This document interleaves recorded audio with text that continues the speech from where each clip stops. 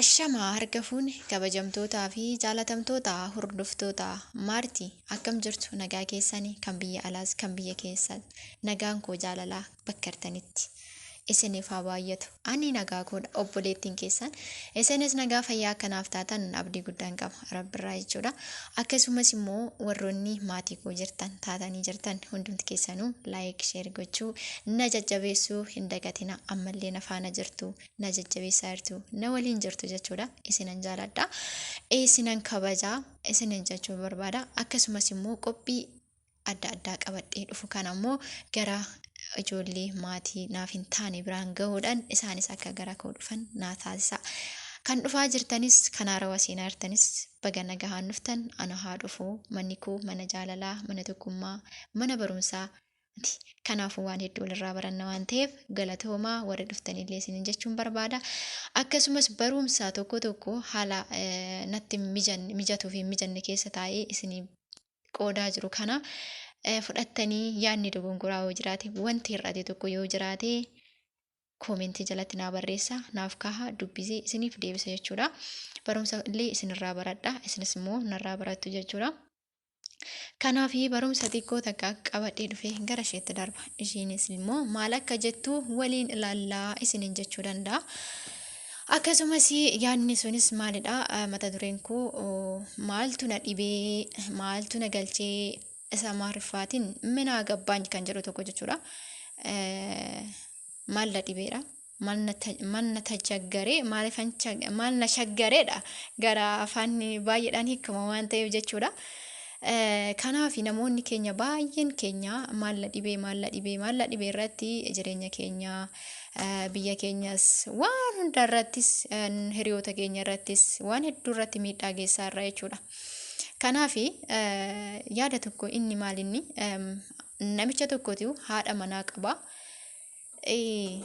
Hantuuta hin jirti bofti ni jira horiin ni jira naannoo san jechuudha. Mana keessa kan galanis ala keessa kan galanis jiru jechuudha.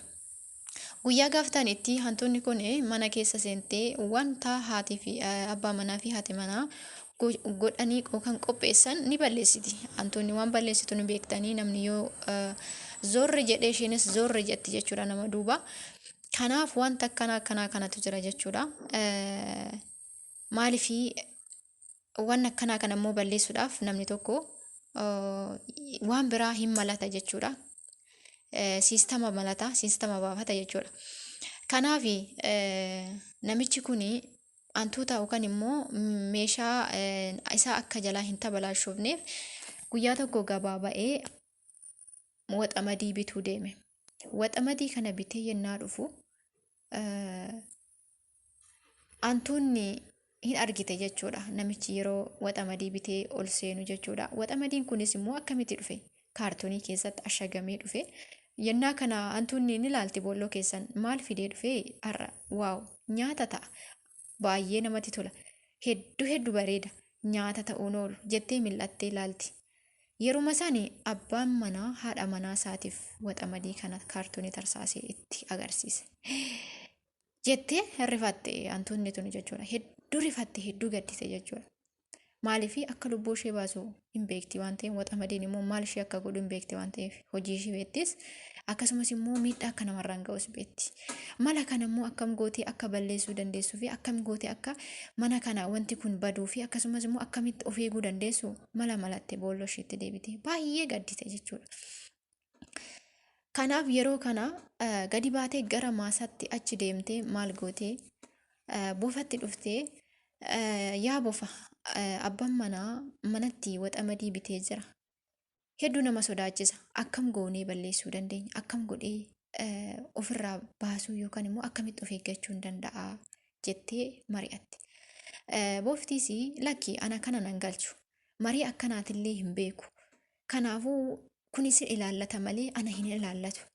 Akkuma fiddetti achumatti deebi'i jedheen.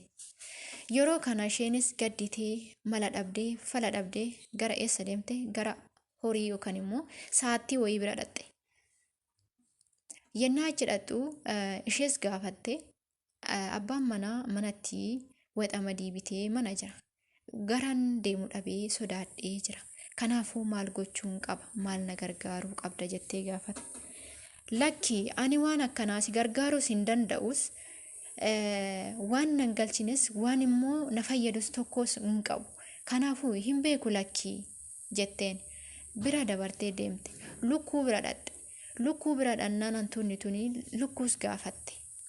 Abbaan manaa kuni manatti waxamadii bitee jira. Waxamadii kana immoo akkamittiin baasaa, akkamittiin lubbuu koos baraaruu danda'a, akkamitti jiraachuu danda'a jettee lukkuus gaafatte. Lukkuunis lakki ana na filatu kun lakki nan barbaachisus ani ittiin galu kana jetteen hantuun ammallee baay'ee gadditee baay'ee keessatti waan gadditeef hundaa gaafattee fala dhabde. Hundarraayyuu yaada gahaa dhabde. Ofii isheetii teessee yaaddee gara mana ishee boolla sanitti deebitee zammi jettee taa'uu eegalte. Gara galgalaa irratti abbaa manaa fi haati manaa sun mana keessa waan jiraniif galgalaa'ee jira. Moxamadicha xamadee abbaan manaa ishee hin rafane. Halkan qixxee eenyutu dhufe? Bofti osoo mana keessa deemaa jiru waxamadii sanarra ga'e. Waxamadii sun bofa san qabe jechuudha. Bofa san yennaa qabu eegee isaa qabe achiin yennaa iyyuu hantuutittiin maal qabe jettee mil'achuu eegalte. Maal qabe waxamadii sun jette. Yennuma sanii bofa akka qabame argite hantuunni sun. Bofti akka waxamadiidhaan qabame jechuudha. Hantuunni sun ol jettee iyyuu eegalte. Yeroo kana hantuuta santu qabamee miti jettee haati manaa namicha biraa kaatee yennaa dabas godhaa deemtu dingata harkaan eegee bofaa qabde jechuudha. Bofti sun ofirra garagaree ishee ciniine ishiinis iyyite. Yennaa iyyitu kana namichis haadha manaa koo waxamadichi sun qabeemii jedhee ka'ee yennaa dhaqu ishee san immoo bofti ishee ciniine qabee jira. Boficha immoo waxamadiin eegee isaa qabee jira jechuudha. Yennaa kana namichi fiigee yennaa irraa ajjeesee harkaa baasu haati manaasaa baay'ee miidhamtee jirti. Boftii yoo nama ciniine hedduu nama dhibee yookaan immoo marsiisummaa namatti dabarsa waan ta'eef baay'ee hedduu dhukkubsattee gara mana yaalaa deemee qorsa kennanii fi akkasumas immoo qorsa saniifillee fayyaa argachuu hin dandeenye dhibeen ishii akka malee itti dabalaa dhufe hedduu itti hammaate. Manni yaalallee akkasumas immoo ogeeyyii naannoo keessatti qoricha naannoo keessatti argaman akka itti fayyadamtu taasise. Ni fayyadamte ammallee fayyuu hin dandeenye hedduutti hammaatee jira dhibeen ishee jechuudha.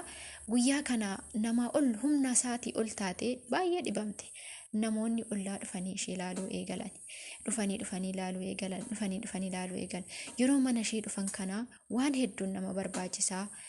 Abbaan manaa ishee baay'ee dhiphatee namoota dhufaniif nyaata gochuuf akkasumas immoo waan kennu yoonnaa dhabu hoolaa kana baasee qalee isaan nyaachisee galchaa isaan dhufanii haadha manaa isaa ilaalanii inni galu jechuudha. Yennaa kana ammallee itti jabaate.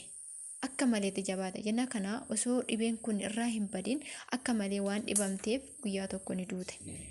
Duunaan ummanni ollaa yaa'ee dhufanii akka isheen awwaalamtu ummanni yaa'ee dhufee awwaale jechuudha.